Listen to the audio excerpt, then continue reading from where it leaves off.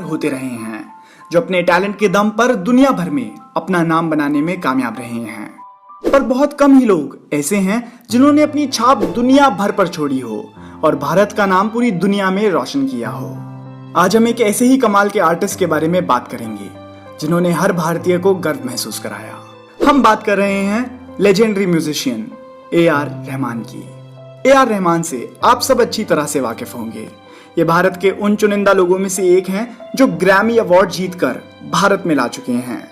AR Rahman का music ही उनकी सबसे बड़ी ताकत है और इस बात का सबूत उनके लाखों फैंस और उनके द्वारा जीते गए कई अवार्ड्स हैं। AR रहमान का म्यूजिक बाकी सब म्यूजिशियन से हटकर बिल्कुल यूनिक होता है और यही बात उनको सबसे बेहतर बनाती है। AR रहमान म्यूजिक की हर उस बारीकी को जानते और समझते हैं और इसीलिए वे लोगों के दिलों पर राज करने में कामयाब हो पाए। आज भले ही AR रहमान म्यूजिक की दुनिया का एक बहुत जाना माना नाम बन गया हो, पर एक समय था जब उनको जिंदगी की उन परेशानियों का भी सामना करना पड़ा जहां शायद कोई और होता तो हार मान जाता। पर AR रहमान ने हार मानना ना स्वीकार करते हुए मेहनत करना बेहतर समझा और उस सब का नतीजा आज हमारे सामने है। तो आइए आज की इस वीडियो में AR रहमान की जर्नी को शुरू से जानने की कोशिश करते हैं। AR रहमान का जन्म मद्रास में 6 जनवरी 1967 को हुआ था। जन्म के समय जो उनका नाम रखा गया था वो था दिलीप कुमार। उनके पिता का नाम RK शेखर और माँ का नाम करीमा है। रहमान के पिता भी तमिल और मलयालम फिल्म्स के लिए एक फिल्म स्कोर कंपोजर और कंडक्टर का काम करते थे। अपने पिता को म्यूजिक से जुड़ा हुआ देखकर रहमान को भी बचपन से ही म्यूजिक का काफी शौक हो गया था और वे अक्सर अपने पिता के स्टूडियो में उनकी मदद करते रहते थे।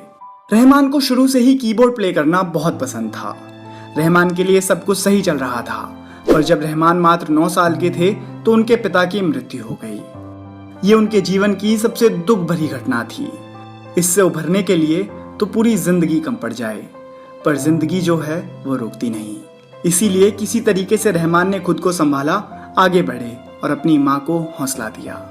उस वक्त रहमान पद्मश्री बाल भवन में पढ़ाई कर रहे थे। शुरू में तो सब ठीक चल रहा था, पर कुछ दिन बाद घर चलाने के लिए रहमान की माँ को उनके पिता के कुछ म्यूजिकल इंस्ट्रूमेंट्स बेचने पड़े और कुछ को किराए पर देकर घर का खर्चा चलाया। सिर्फ म्यूजिक इंस्ट्रूमेंट्स किराए पर देने से कुछ नहीं हो पा रहा था, इसीलिए रहमान ने भी काम करना शुरू कर दिया। घर की आर्थिक स्थिति को सुधारने के लिए काम करने की वजह से वह अपनी पढ़ाई में ज्यादा ध्यान नहीं लगा पा रहे थे और इसका अंजाम ये हुआ कि वह कुछ एग्जाम्स में फेल होने लगे। इसके लिए स्कूल के प्रिंसिपल ने भी रहमान की माँ को बुलाया और कहा कि रहमान को पढ़ाई पर ध्यान देना चाहिए, वरना आगे चलकर उसके लिए कई समस्याएं खड़ी हो सकती हैं। इसके लिए रहमान जब थोड़े बड़े हुए तो उन्होंने मास्टर धनराज से म्यूजिक की ट्रेनिंग लेनी शुरू कर दी। 11 वर्ष की उम्र में रहमान ने MK अर्जुनन, जो कि उनके पिता के दोस्त थे, उनके ऑर्केस्ट्रा में प्ले करना शुरू कर दिया। यहाँ से रहमान के करियर का सफर शुरू होता है।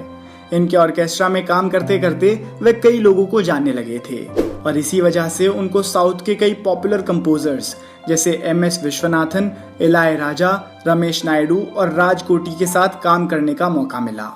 फिर रहमान ने मद्रास में रहते हुए वेस्टर्न क्लासिकल म्यूजिक में डिप्लोमा किया और म्यूजिक के क्षेत्र में उनकी समझ के चलते उनको नया काम ढूंढने के लिए बहुत ज़्यादा मेहनत नहीं करनी पड़ी। उनको टीवी कमर्शियल्स के लिए म्यूजिक देने का मौका मिला। कुछ साल इसी तरह चलते रहे। फिर 1992 में मणि रत्नम ने रहमान को रोजा फिल्म में म्यूजिक देने के लिए अप्रोच किया। इसके साथ ही उनके करियर का टर्निंग पॉइंट भी साबित हुआ, क्योंकि इस फिल्म का म्यूजिक लोगों को खूब पसंद आया। इसके बाद तो रहमान ने कभी भी पीछे मुड़कर नहीं देखा। उन्होंने एक के बाद एक कई फिल्मों में अपने म्यूजिक से लोगों के दिलों में एक अलग जगह बनाई। उनकी शुरुआत भले ही साउथ इंडस्ट्री से हुई थी, पर बॉलीवुड में भी वह बहुत जल्द पहुंचे और जब तक वहां पहुंचे वह पूरे देश भर में छा चुके थे। 2008 में उन्होंने स्लमडॉग मिलियनेयर में म्यूजिक दिया, जिसके लिए उनको एक गोल्डन ग्लोब और 2 अकेडमी अवार्ड्स मिले।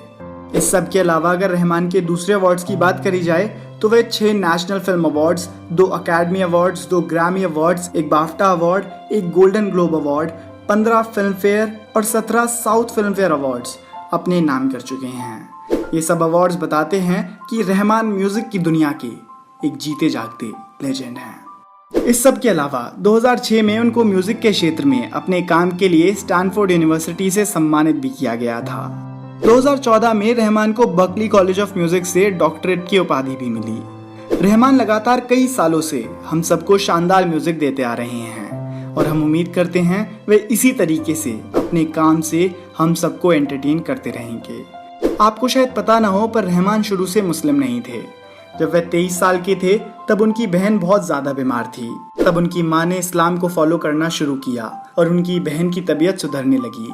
इसी दौरान उनको कादिरा तारीकी से इंट्रोड्यूस कराया गया और 1989 में उन्होंने अपने पूरे परिवार के संग इस्लाम मजहब को अपना लिया और अपना नाम दिलीप कुमार से बदलकर AR रहमान रख लिया। मजहब कोई भी हो, पर उनका टैलेंट उनकी लोकप्रियता की सबसे बड़ी वजह है।